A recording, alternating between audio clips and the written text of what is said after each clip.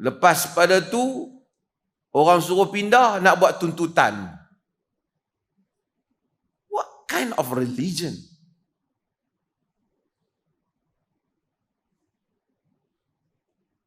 Mana-mana agama yang tak terlibat macam tu, dia jangan perasan lah. Kalau dia perasan, dia terlibat.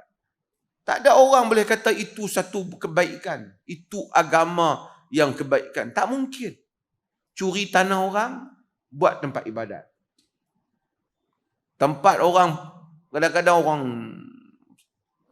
awam, orang nak corner kereta, orang nak tempat kesihatan, pergi buat. Lepas tu buat sentimen pula. Orang kata kena pindah, buat jadi sentimen. Ada agama macam tu dalam dunia ni. Kalau ada agama macam tu, memang ia tak layak menjadi agama yang, bukan agama Tuhan pun, tak